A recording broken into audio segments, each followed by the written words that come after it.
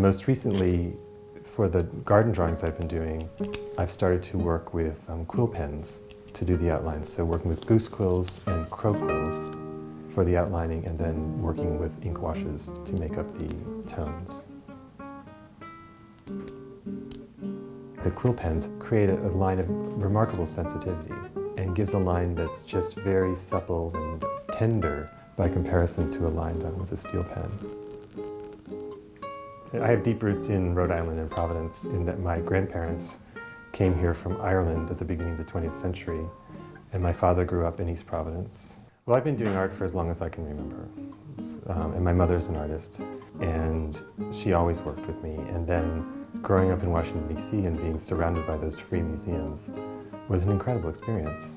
I just felt like those were my museums, and I always used them. I probably did my first print when I was about 11. And I think if you start printmaking early enough, it sort of changes your brain. It's really an interesting phenomenon how learning graphic language and working backwards and carving out an image in order to make something really shapes the mind. And I think that really did happen to me. And I loved doing prints, and I did a lot of prints in high school, but I always knew that I was relying on the graphic qualities of prints to make my drawing look stronger. And so I wanted a program where I would really learn to draw, or learn a lot about drawing. And so I went to Boston University, where we spent 4 solid years drawing from figure models, painting from figure models, and doing sculpture from figure models. The one place where we didn't have a figure model in the middle of the room was the print shop.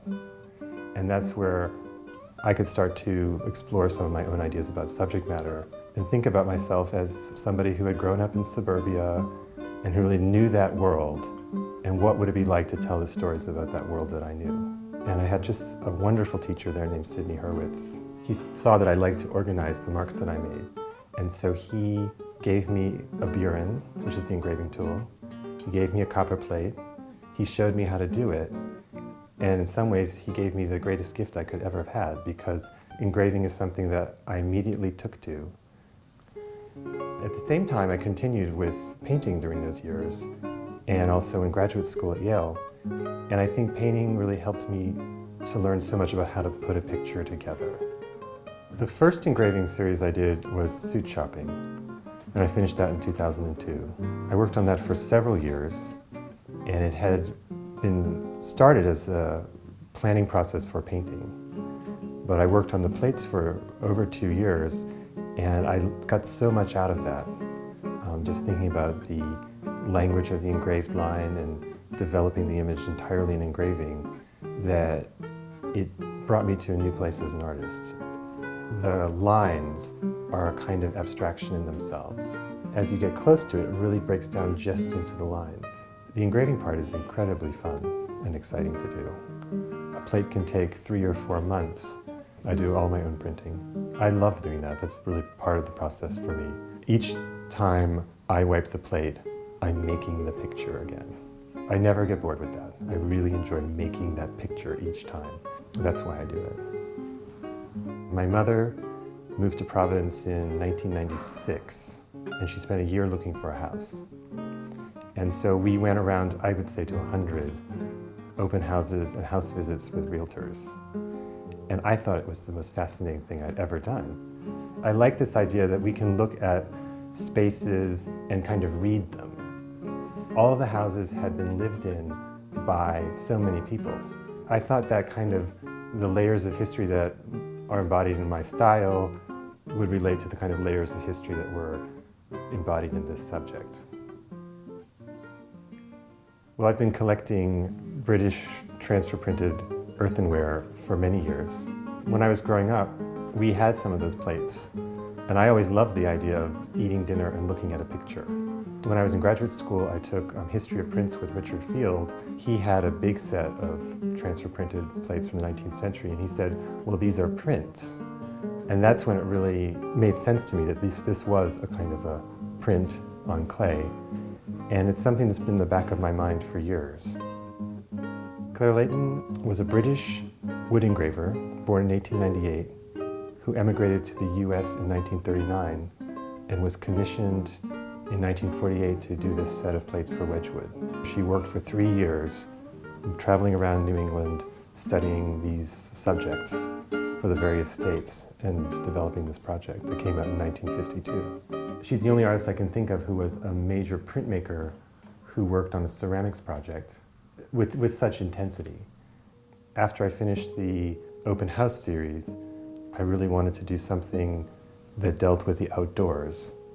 And so I thought this kind of exploration of me working in my garden over the course of the year would be very appropriate on 12 earthenware plates. Her images have such wall power. And so I'd like to, even though I have a very different style and a very different compositional sense, I'd like to have that same kind of wall power to the plates that I make.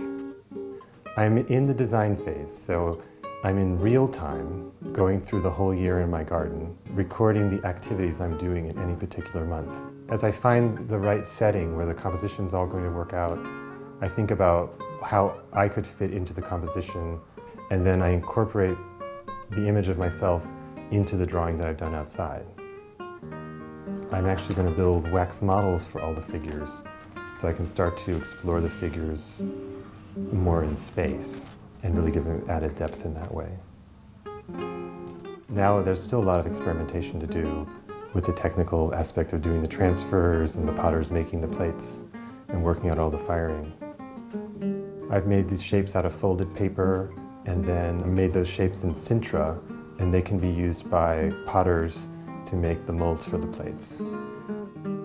I've been on the faculty at RISD for 20 years, and I teach in the printmaking department. The thing I would like to inspire my students to understand is that printmaking is this amazing continuum in the West from the past 550 years, and that we can look to that continuum for encouragement over the time that we're working. And there are thousands and thousands of printmakers, some of them completely unknown today, but their works are still out there, and they carry very important information about the time in which the work was made. They show amazing respect for the craft that was used to make them, and that still continues today in the wonderful prints that are being done. Even though they're not the most prominent things in our culture, they still have an important role and work to do. And that's something I really do believe in. I mean, I think that's why I'm so proud to be a printmaker. I think artists have such an important role because they are so different often. I think to do something and to say I am an artist and that I want to put this work out into the world is a really important thing to do.